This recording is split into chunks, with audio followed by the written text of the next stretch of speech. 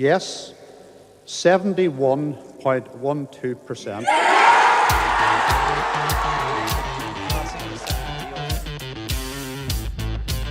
In 1998, after more than 30 years of bitter and bloody conflict, a peace agreement was signed in Northern Ireland. David Trimble, leader of the Ulster Unionists, and John Hume of the nationalist SDLP won the Nobel Peace Prize for their work in the Good Friday Agreement. It was a dream for many, but not for everyone. Ian Paisley was still saying no. We want the agreement to fall. We don't want the agreement to be carried forward to its climax. And what is the climax of the agreement? An all-Ireland Republic. Exactly. That's what we're after, to destroy the conspiracy. Paisley seemed a man out of step, but he would go on to make a comeback of Old Testament proportions, taking him to the heart of power in Northern Ireland.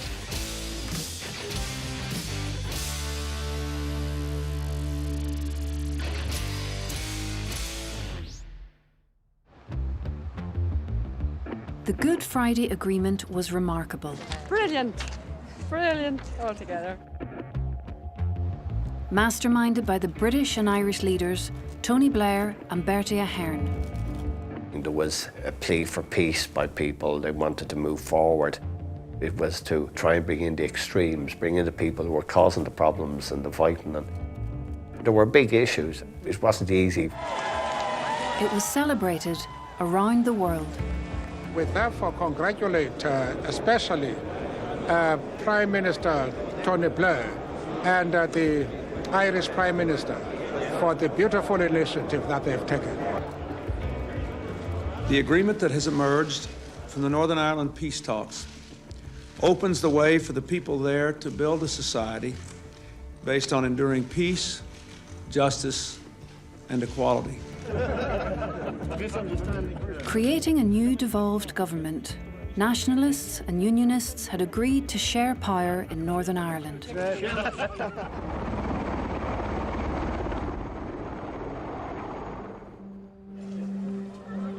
In a country embracing its newfound peace, Ian Paisley and his endless opposition seemed to have hit the wrong note. Good. Hello, dear. How are you? You're not going to speak to me? How you doing? Well, I'm doing well. Doing well. At a press conference in Ballymoney Town Hall, the turnout was not perhaps what he would have liked. There is an element where he wants to be at the centre of things. He was not a bit player. That was a big moment for him, huge moment. The DUP used to joke that the party's name meant don't underestimate Paisley. He's older, not as active as he was, and is losing foot soldiers. I mean, DUP is basically a busted flush now, isn't it? Even those who once supported him wondered if, now in his 70s, this was the end for the preacher and politician. He's not the man or he's not the party that he used to be. In the early 80s, I was his PA. I remember Ian Paisley saying to me, "Jim, when I get to 65, I'm retiring because I've seen too many old men make fools of themselves." So you want tea? Yep. No, just sit down there. I want you to sit. I think Ian Paisley had a sense of his own significance, of almost being predestined to be the man who spoke for Ulster. Ian Paisley was someone who never saw defeat. He never saw obstacles, he saw opportunities. What age was Mr. Churchill when he took on the colossal task of defeating fascism and Nazism? Think of their ages and just give a little credit that Ulster people, bred on porridge of the shorter catechism, are strong in body, soul and mind. Paisley had a sense of destiny, but in Peter Robinson, he had a tactician who could turn that destiny into reality. One of the greatest double act in political history was Ian Paisley and Peter Robinson, because you had the cold, clinical analysis of Peter Robinson, and then you had the dogged determination of this larger-than-life individual in Ian Paisley. Peter Robinson, he could play chess in politics to 5 or 6 moves ahead, where most people could only play 1 or 2 moves ahead.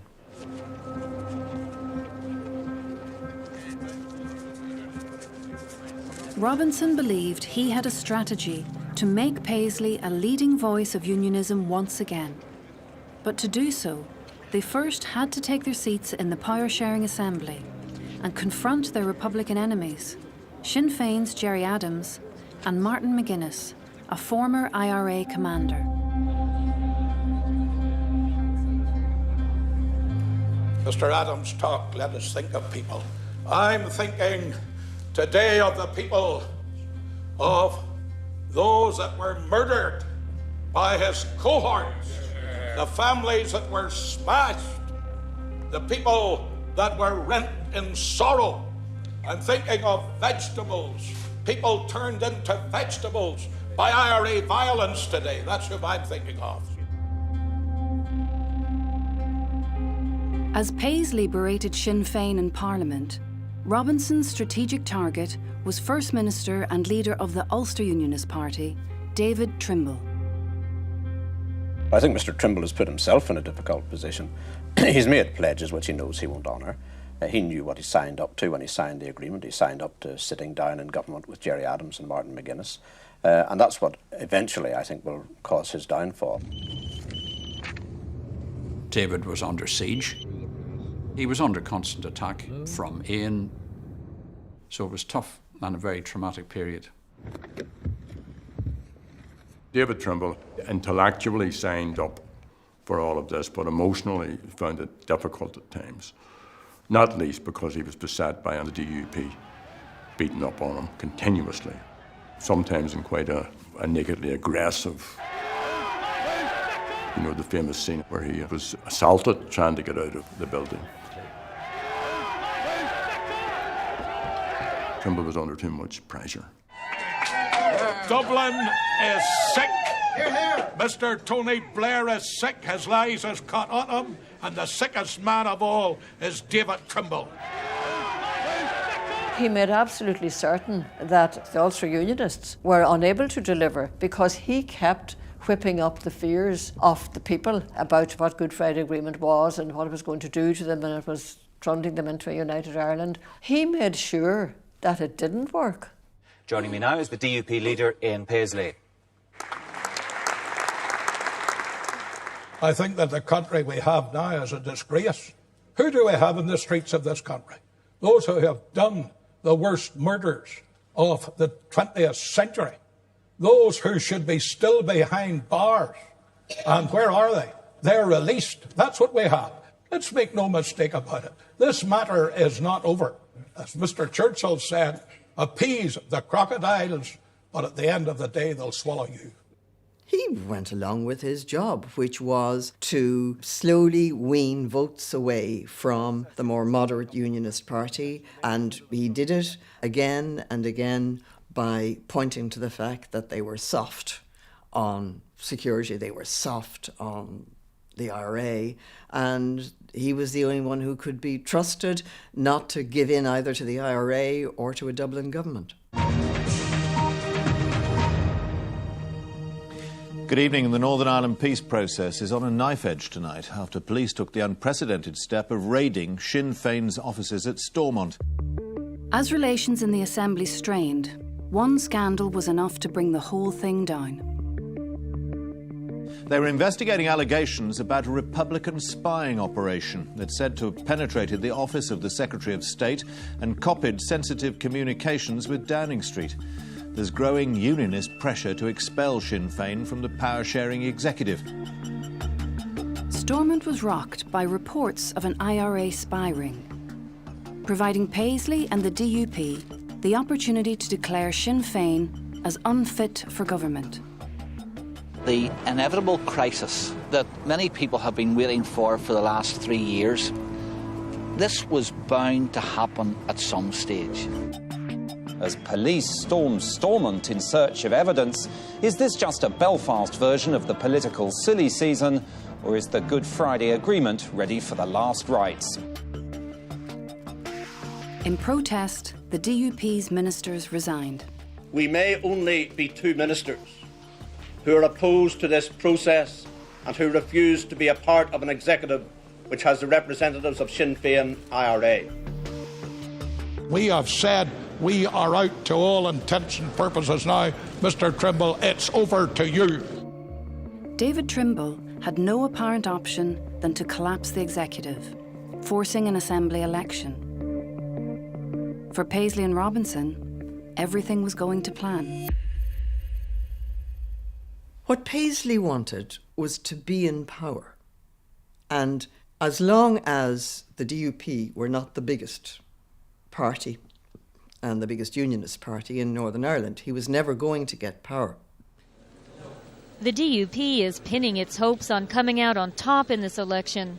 Its manifesto promises a fair deal and a return to devolution on more favourable terms. This election is Ulster's date with destiny.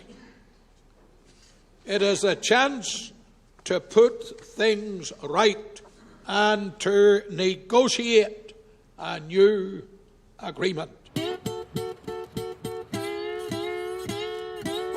The DUP have their very own battle bus. See that? Lead for victory, 1, 2, 3, DUP. Its design and number plate is reputed to have cost around £400. Confident in Robinson's strategy, the DUP went into the election intending to overtake the Ulster Unionists as the biggest unionist party. Hello, lad. How you doing, boy? You know what I do on the 26th? Good. He just saw, we're going to win. This is going to be a tremendous election. He was the eternal optimist. Know what to do for us on election day? Put the mark in the right place. Thank you very much. That's right. And here, would you give us a wee trim there? Alongside his father in the campaign trail was youngest son Ian Paisley Jr., seeking his own seat in the Assembly. Yes. Did she? Yes, you're a first-time voter. And who are you going to vote for? I've grown up with Ian. He is a different character to his father. Good for you, well done. It's the best vote you've ever cast this time. That's right, and start a good habit. Instead of all them bad ones you have. All right. See you, thank you. Bye. The hope was that Ian Jr. would one day continue his father's legacy and lead the DUP. Whenever you're 18, who are you going to vote for? Good lad. Hey? I think it's unfair to ask that Ian becomes just a clone of his father, because Ian Paisley was unique. With Paisley's years of experience, he knew how to fight a populist campaign, appeal to the grassroots, and exasperate your rivals. I've made do with the monkeys while the organ grinder is elsewhere. Now I want to have a proper debate with leadership level. So I challenge Dr. Paisley. Come and debate. Find out just what your position actually is with regard to being in government with Sinn Féin. Dr. Paisley, somebody's come to see you.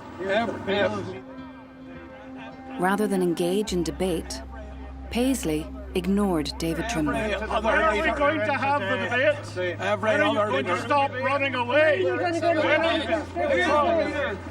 Another monkey. Where's the organ grinder? Come on. Who's going to have the debate? Who's running away from debate? There wasn't actually much in the way of reasonable argument. It was never about policy. Run away, Trimble! You ran away from Doug, and he's hiding from you. You had to keep your temper. The DUP are saying no again. Again, they're saying no. It was ghastly to see unionism brawling in the street like that. That was a setup, I think. As the DUP and Ulster Unionists fought each other every step of the way. You are a traitor. You have done bad. Public attitudes were shifting to the political extremes, at the expense of the middle ground. Gerry Adams was asked if he would like to watch an Ian Paisley-David Trimble debate. Well, you know, there's more exciting things to be watching and to be doing. It's hard for the DUP to get out of the habit of saying no, but other than that, I mean, what we're about is, in terms of unionism, is actually appealing to unionists. And this might seem a sort of a quantum leap. To consider voting for Republican.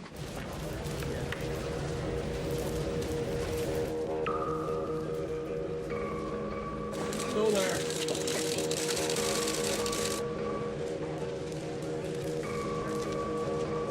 The day of the count, I was as nervous as could be.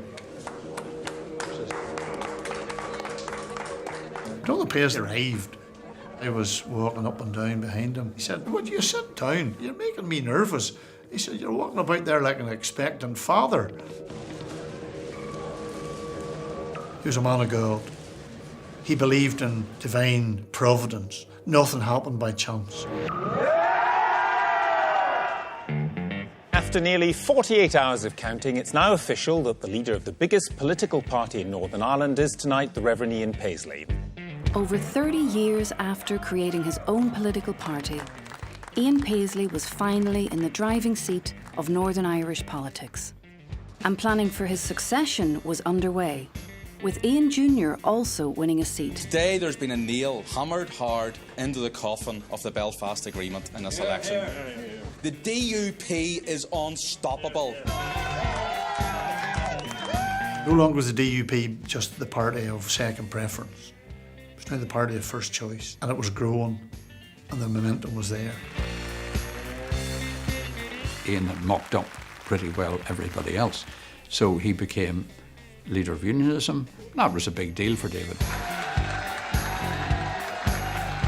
Trimble was dealt another blow, as several party members, including Geoffrey Donaldson and Arlene Foster, future leaders of the DUP, defected to Paisley's team. We were all really core supporters of David Trimble. We wanted him to succeed, but we hoped to advocate for unionism in a stronger way than we felt was being done in the Ulster Unionist Party. It was a huge wrench for all of us, I have to say.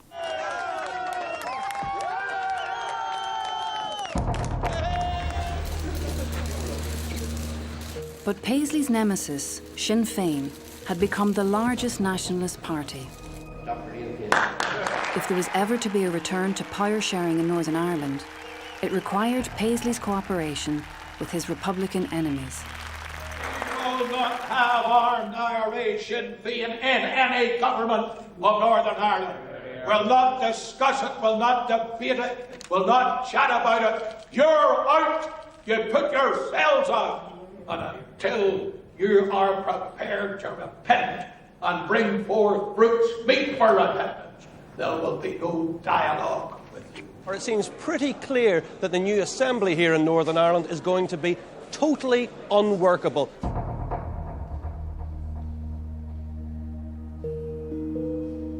He was saying Sinn Féin were not fit for government, could never be in government, and he wouldn't be in government with them. Do you accept that Sinn Féin is now the authentic voice of the nationalist community in Northern Ireland? Well, let's make one thing absolutely clear. Sinn Féin is, as the Prime Minister said, the opposite side of the Provisional IRA. Do you accept that the voters of Northern Ireland have endorsed that party and that therefore you have to work with them? I mean, Adolf Hitler achieved a mandate. That didn't make him a nice person or a respectable person or even a Democrat. This is a battle to the death until the blood-soaked murderous beast of Republican terrorism and all other terrors is put forever into the cage of destruction and death. There is no peaceful future for us. He took that position of the leadership of the people in the north of unionist, loyalist tradition who were not prepared to compromise. Ian Paisley was now in a position of tremendous power, but he was faced with the biggest dilemma of his political life. What would he do about the future of power sharing? Could he keep saying no to the majority of people in Northern Ireland and the British and Irish governments?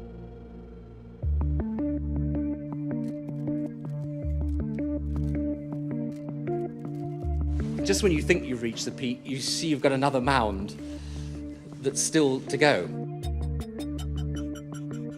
I think the Prime Minister felt suspicion of a figure like Ian Paisley, who had been such a destructive figure in Northern Ireland politics.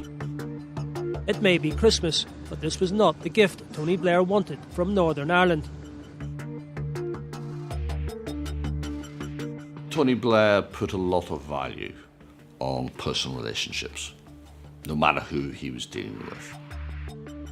What helped, I think, in those meetings, at least the initial ones, that they did have a very different view of religion, but a shared interest in religion. I remember him telling party officers one day, Tony Blair has asked me for a Bible, you know. I remember saying to him, Ian, do you think the Prime Minister wouldn't have a Bible? Do you think he's playing you to get you on side? Not at all, not at all. After a lifetime of trenchant opposition, could Paisley bring pragmatism to his politics? And after a one-hour meeting, this uncompromising message ahead of talks in the new year. There'll never be any conditions when we will sit in government with any body of people, whether they be loyalist or whether they be nationalist or Republican, who have an army, and that army is being used against democracy and against the very principles of peace. Prospect of having to share power with Sinn Féin was not an easy one. We had to find ways to ensure that they had actually left violence behind. For Peter Robinson, if they were to maintain the advantage over their unionist rivals, the next step was clear. We're not in the business of planning for failure. We're planning for success. We have proposals. We have a positive and constructive agenda. We're wanting to work with the government. That's what we intend to do. Peter Robinson was considered the more moderate voice because intellectually he would have seen that there was really no alternative to deal with Sinn Féin. But this was doing a deal with those who've been responsible for killing friends, relatives, members of the party. But in the end, there was only one view that mattered, and that would have been Ian Paisley. Peter Robinson needed Ian Paisley, but I don't think there ever was total trust one of the other. I think there were frustrations one with the other. The IRA needs to be humiliated, and they need to wear their sackcloth and ashes not in a back room, but openly. And we have no apology for the stand we're taking. Myself and Martin McGuinness formed an opinion that this couldn't be sustained. Was there any possibility of trying to get Ian Paisley to come across the Rubicon? We developed a sort of informal means of dialogue with the DUP. And we had the view that the DUP at least was moving slightly. Times were changing as another obstinate force in Northern Ireland made a significant concession. Gerry Adams said to me, you know, we're getting older. We don't want our grandchildren to go through what we had to go through. They were keen to do the deal. The news headlines this Thursday lunchtime. The IRA has ordered an end to its campaign of violence. Pledging to dump their weapons, the IRA made a definitive move towards peace. Unfortunately, there's a time for war. There's also a time to engage, to reach out, to put war behind us all. This is that time. The armed struggle is over, and yet your party has been underwhelmed. Why? The words don't matter. Listen to the words you've just had thrown at you tonight. Look at the words in the statement. Completely meaningless. Ian Paisley Jr. clearly cared for his father not being put in a position where he is seen to compromise too much or be compromised. And I suspect that he was heavily conflicted. When it says that it will commit its volunteers to democratic and peaceful means and forbid them to be involved in any other activity whatsoever, what part of any activity whatsoever do the leaders not understand? It was make your mind up time. And, you know, he could either make his mind up and decide to go for it, or more likely, because, you know, it is hard going back to what we have, we hold, and then smash Sinn Féin, you know.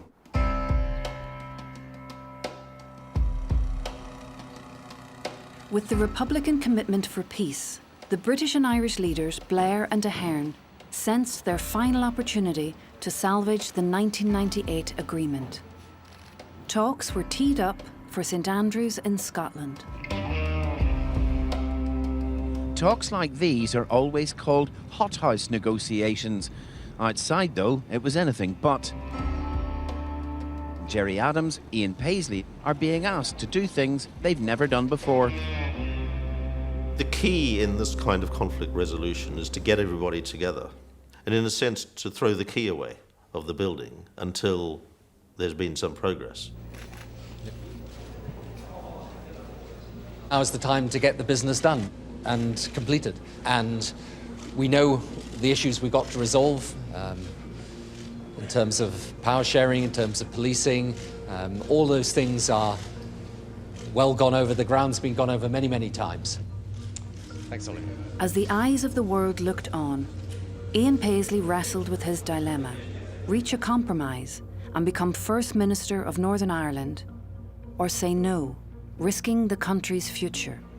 We have nothing to deliver because all the other parties agree with democracy and agree that we have to build what we're going to build on a firm democratic foundation. You've said no all your political life. To then say yes, to share power with the deepest, bitterest enemies is a very hard thing to do. There was no plan B. We were at deadlock. We had to say to the parties, either you move overnight, or by the morning we've got the helicopters in standby and we're out of here. No deal. Peter Robinson always identified the fact that to do any sort of progress, it had to have Ian Paisley's stamp on it. He couldn't do it. With time running out, Paisley looked to those he trusted the most. Peter had provided political analysis, whereas Eileen would have been there to support him. I'm sure they would have prayed together about it. Don't underestimate Baroness Paisley. Very formidable person. It was very evident how powerful Eileen was in the Paisley dynasty, but also in her influence over Ian. He took counsel and put quite a bit of store by her views and things. She was encouraging him going into government with Sinn Féin. Ian Paisley had begun to mentally put himself in the position of what it would feel like to be First Minister. And once you begin, if you like, to try on that coat, you begin to think, well, what actually would it take for me to have it permanently? But he still had that sense of God's purpose and God's plan. God will give us the outcome. Today, we stand at a crossroads. We stand at a place where there is a road to democracy and there is a road to anarchy. And I trust that we will see in the coming days the vast majority of people taking to the road of democracy. We will meet the requirements, but the Irish Sinn Féin has got to meet those requirements. And when they do, then we will really be in the way to peace for our people and a good future for every child born in Northern Ireland. Ian Paisley wanted to do business. He had turned from Dr. No into somebody who might be prepared to say yes. We were away from everything was no. I mean, those days were gone. If you weren't going to move, you were going to get marginalised.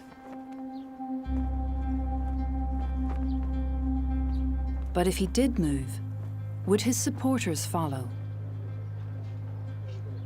There were those in the DUP delegation at St Andrews who were deeply unhappy at the direction that Ian Paisley was taking them.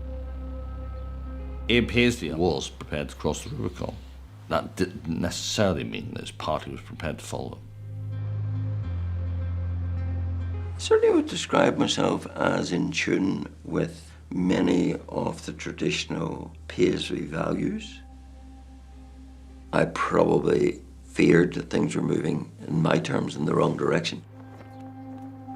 There were other more cautious voices within the DUP who argued that he was in danger of leaving his party and the church behind him.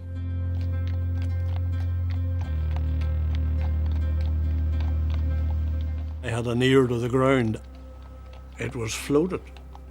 Possibility of power sharing. Dr. Paisley had said in August of that year, over his dead body, power sharing with Sinn Féin would ever come about. The parties left without a definitive deal, but an agreed deadline for a decision on power sharing. Great end of St Andrews Agreement was it was his wedding anniversary. So we had got a woodsmith to carve a bowl, an oak tree that had fallen in the Battle of the Mines site. At the end of the meeting, I presented the bowl. And the Battle of the Boyne, of course, is a very important part of Orange history and Unionist culture and so on. And Ian Paisley was deeply touched by this. And you know, in the end, all politics is personal. And there was that little bit of chemistry broke the ice. It was a great gesture by us. It wasn't my idea. Tony Blair was giving me a book or something like that. And Tony Blair wanted it to be a joint presentation, but we wouldn't agree. The people in this room sense betrayal.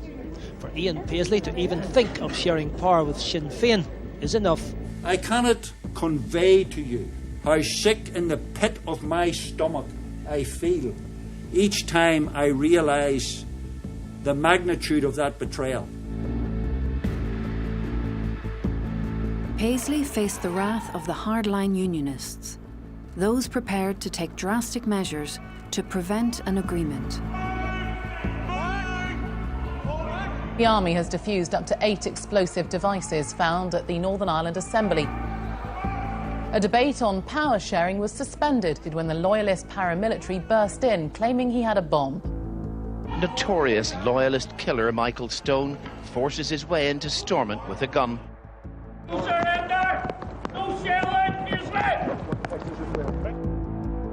Ian Paisley was more somebody who was a follower of his flock, in the sense of always telling them what they wanted to hear. But now he had to stop being a follower and he had to start being a leader.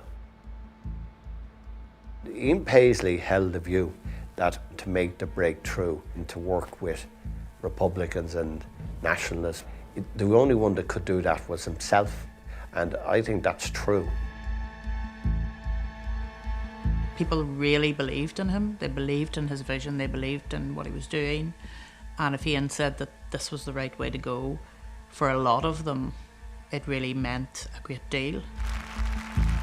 As the deadline approached, Sinn Féin made clear their desire to nominate Martin McGuinness as Deputy First Minister. I've known Martin McGuinness before he died for 30 years or so. And let's be honest, he was a very scary man at the height of the IRA campaign. Never having met, they could afford to have a view that they hated each other and that each one was the devil incarnate. The pressure was mounting on Ian Paisley. Ian Paisley should have the courage of his convictions and have the guts to stand up and tell the people of Northern Ireland whether he's going to share power with Sinn Féin, which I believe he is, or whether he's not.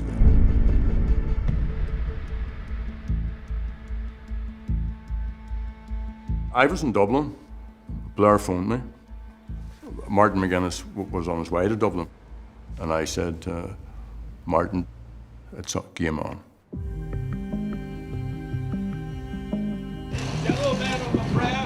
Almost 6 months after St Andrews, there was a breakthrough. the DUP were prepared to share power with their arch-enemies, Sinn Féin. But before it could be announced, there was one final battle. While neither the DUP nor Sinn Féin were backing away from sitting together to show the formation of the executive, they were arguing over the shape of the table. Sinn Féin wanted the parties to sit alongside each other at a single table to show partnership. For the DUP, this was just too much. Question. What do Northern Irish politicians do when they see light at the end of the tunnel? Answer, they order more tunnel. We had to present a magic moment. People turning on their televisions needed to know something had changed. It wasn't more of the same that we'd seen for the last numbers of years. There was something dramatic had happened. The geniuses at the Lord Land Office had designed a diamond-shaped table where, yes, they could sit opposite each other as well as appear to be alongside each other. The final hurdle had been crossed. They say seeing is believing, and it was never more true. This really is Gerry Adams, and this really is Ian Paisley, sitting side by side at a table corner. The DUP executive overwhelmingly endorsed a motion committing our party to support and participate fully in government in May of this year. This is a binding resolution. I was sitting just behind Dr. Paisley.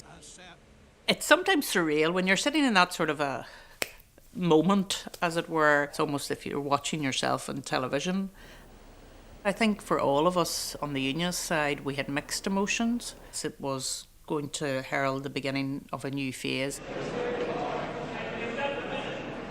I have to say, from that moment, I always found Ian Paisley good-humoured, respectful, positive, trying his best.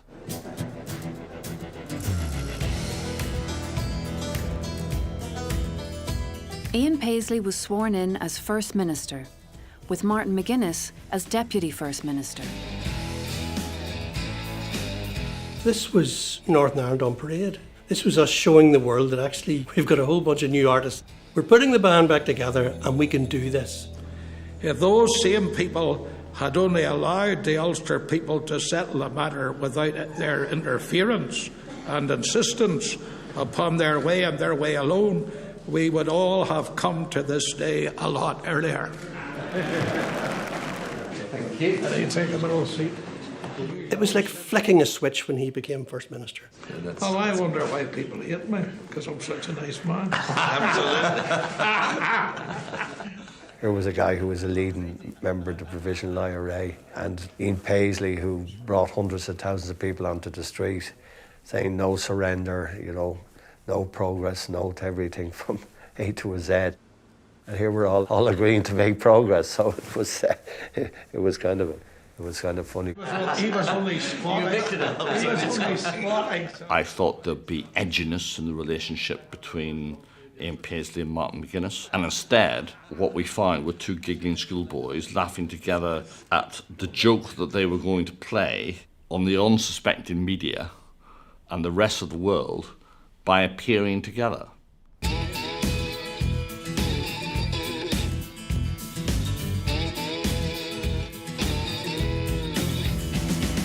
They just seemed to be in fits of laughter every time we went somewhere.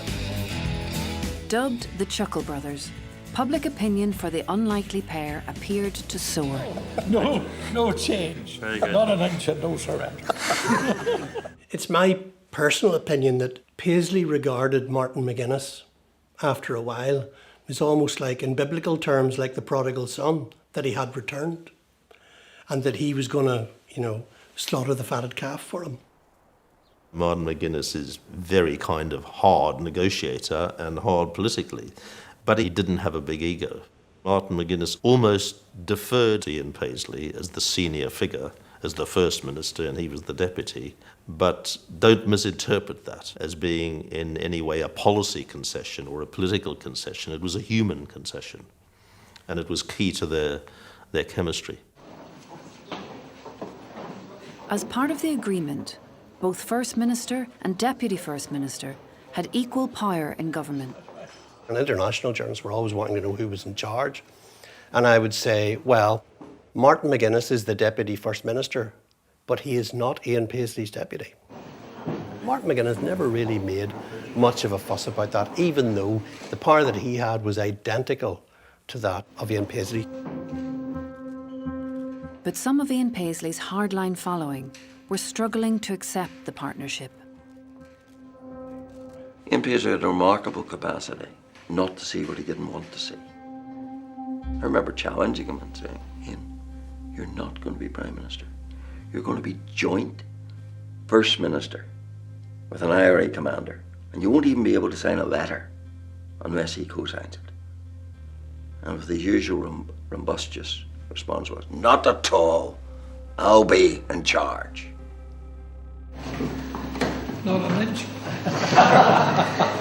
So the view that Dr. Paisley was going to dominate this setup and dictate the course of the power share suddenly came to an end, and it was realised that the enemy is in and it has equal power.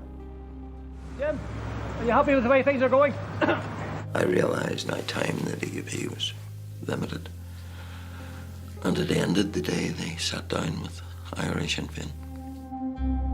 I fully understand why folks like Jim Allister could feel betrayed, but there's a need to recognise change. We can't bury our heads in the sand. We have got to recognise that Sinn Féin have a massive mandate. They have a legitimate right to play a part. I think it was the right move to make. I believe he betrayed what he had stood for throughout all his years previous to that. He did a U-turn. Your one-time close friend Ivan Foster had spoken out against the line you're taking Well, on the St Andrews Agreement. You can say one-time close friend because I mean he left the DUP party years ago, but he's entitled to his point of view. But are So you it's gonna be a concerned good you might thing. have to choose between your church and your party on this? No, I don't think so, because the vast majority of the Free Presbyterians are absolutely for me. Ian Paisley had brought the DUP to the top table of politics, but his Free Presbyterian Church believed he'd gone too far. The man has preached and preached and preached and preached that it's wrong for terrorists to be in government. So why is he put terrorists into government? He believed that it would be theologically impossible to go into power with Sinn Féin, which in their terms was like going into power with the IRA. And they still believed that. He taught them that, and then he abandoned his own teaching. That's how they saw it. For over half a century, Paisley's role as moderator of the Free Presbyterian Church had been undisputed. Was it hard for Nathan, the prophet, to go to his friend David and tell him that he had done wrong and sinned? It was. But Nathan had to do what God told him. He had to do what was right, no matter how much I admired and loved Ian Paisley. But at a meeting of the church elders, a group of rebels staged an intervention. Paisley was issued with an ultimatum: cede control of the church that he founded, or resign from the top job in politics.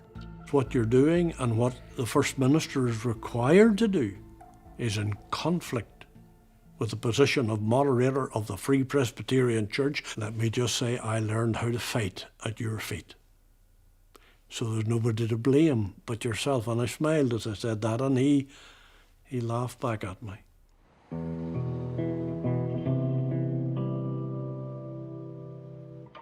See there to be a sense of disunity because of him. It must have caused him great sorrow of heart. That was not his intention. Political parties can have their political differences. That shouldn't be the case in the church. Forced to step down from his own church, cracks were appearing in the house of Paisley. Can I ask how you feel, Dr. Paisley? I feel the very best, my friend. The very best. Are you happy to see Dr. Paisley going this evening? I have no comment to make at all. What about yourself, sir? Are you happy to see him going? No comment to make. Did you have a vote last time? No comment to make. I really don't think that Ian Paisley imagined that what he was going to do by going into government would lose him the church he founded. I think he believed that he still had that power where people would follow him. So it must have been absolutely devastating for him to realise he lost them. As the shock took its toll on Paisley, questions were being asked of his performance as First Minister. I was part of the executive that he chaired. Ian revelled in it, but it was also clear that his capabilities were failing. The demands of the job, the sheer running around the country, which he'd always done, but he was now doing it as an octogenarian. Hello, good morning. He was getting tireder. You could see that the doc was struggling a little bit. There was never any suggestion that Doc wasn't the leader, but behind the scenes, a lot of the burden of the work fell on Peter. Well, Peter Robinson was running the place along with Martin McGuinness, and Ian Paisley was functioning more like the chairman of the board, ceremonially in place. Just behind those four, it's Geoffrey Donaldson on the dark horse, still going quite well.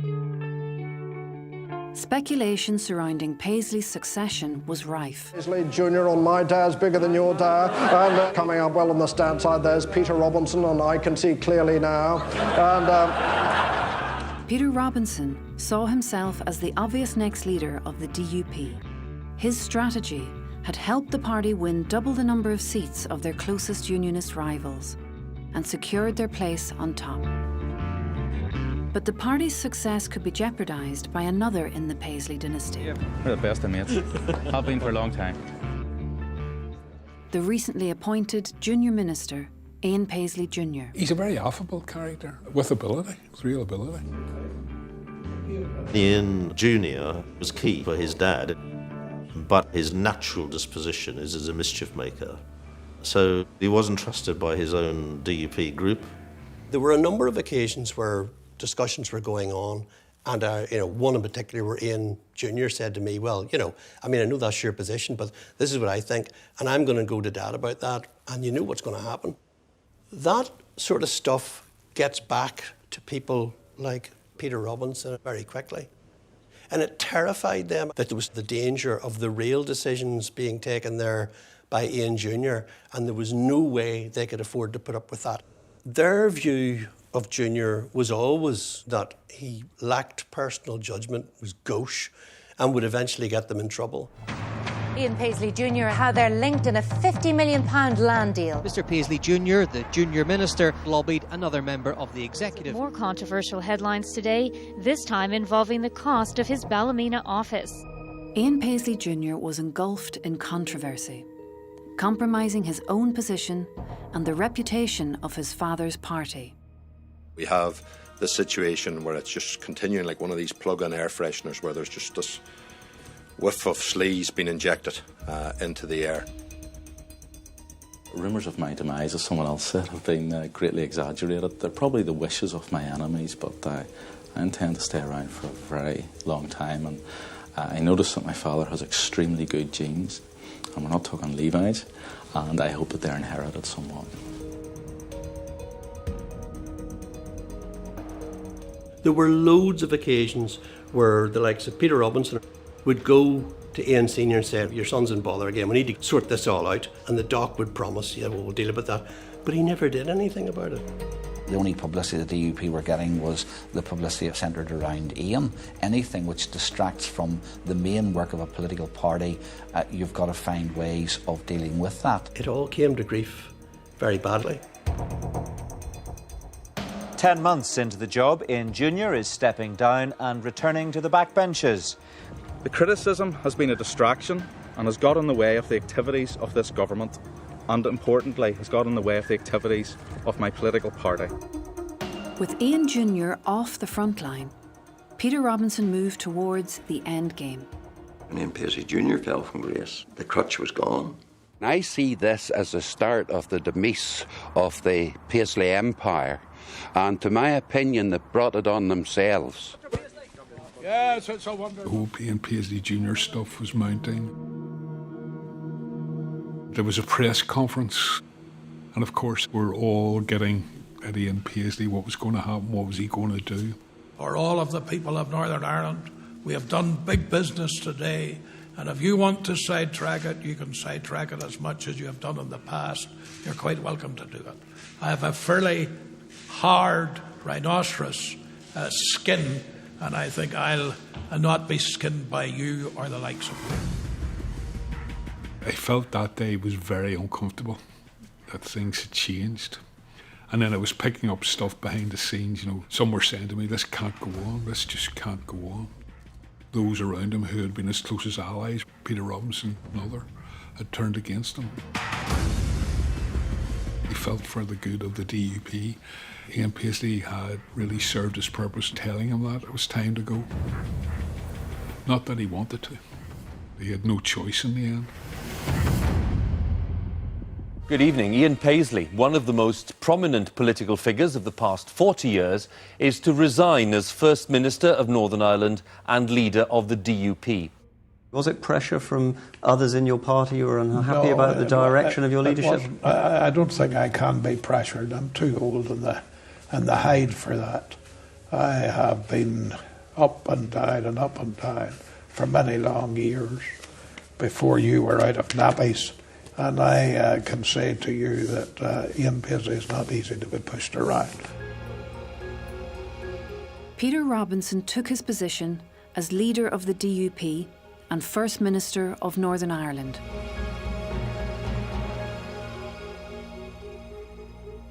I think Ian didn't want to remain the outsider. He wanted ultimately to be the insider. And then the party that he created decided, we've got to move you on. And all his key lieutenants just ratted on him and left him there.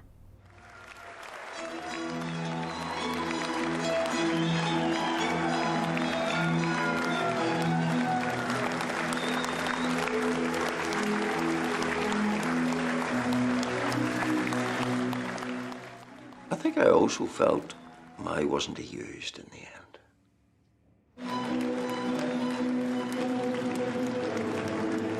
Some would take a view that it was about almost dispensing of Dr. Paisley having done what he did, and it was allowing others then to move forward. But I think that this is trying to be fair to a number of people. They probably felt in Dr. Paisley's best interests it was trying to protect him. He clearly wasn't functioning on all cylinders at the end, and they just wanted to let him go in a way where he was remembered for the positive force that he was. It was a great sadness to a lot of people within the party.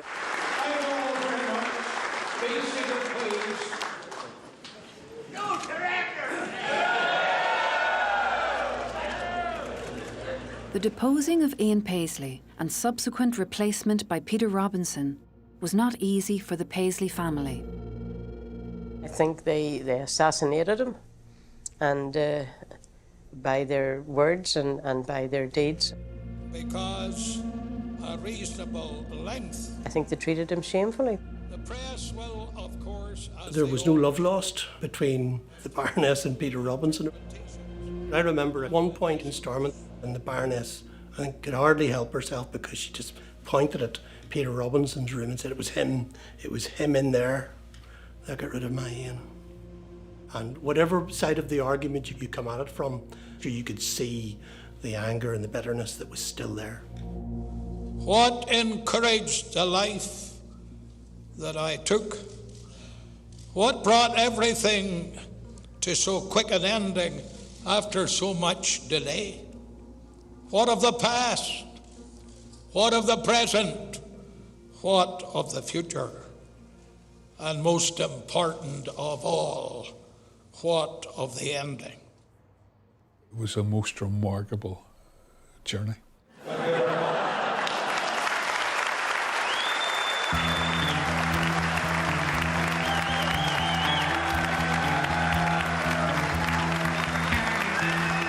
Somebody who came in from the extremes, ended up First Minister of Northern Ireland, and made friends with many would have considered his greatest enemy.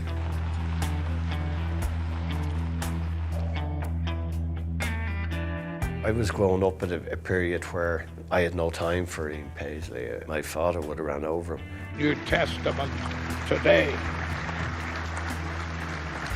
Thank you. I ended up a close friend, amazing as it was. Throughout the past year, we have enjoyed much support and goodwill from all of the people of Ireland. But we are now entering a new phase. As far as I am concerned, the honeymoon period is over. I spoke to Martin McGuinness and to Ian Paisley about their relationship. And Ian Paisley said Martin McGuinness never betrayed me. He never gave me his word, then did the opposite. You may be pleased to know Awad O'Hin that it was his desire to visit the Falls Road in 1964 that first wedded my interest in Irish politics. The day that he was to stand down, myself and Martin went to meet with him, and we brought him a little gift, and we hugged. You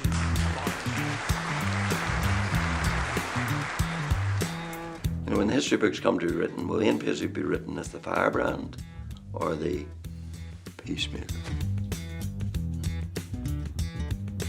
I think ultimately, while Ian did get to the top of the greasy pole, did he smash Sinn Féin?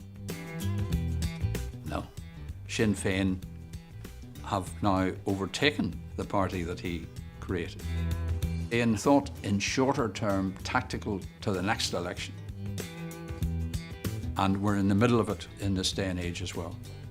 Same thing, same tactics. Believe on the Lord Jesus Christ.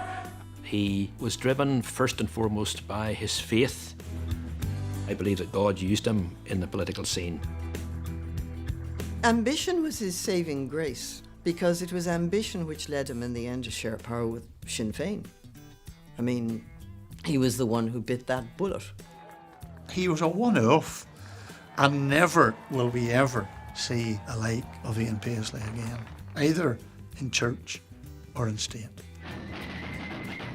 I think the question that will forever haunt his legacy is the price that Northern Ireland had to pay for him to achieve his ambition. I think whatever that we have to recognise is, in the end, it did take courage for him to sit down with those who've been responsible for killing many of his friends, many of his colleagues. But the important thing is he did say yes.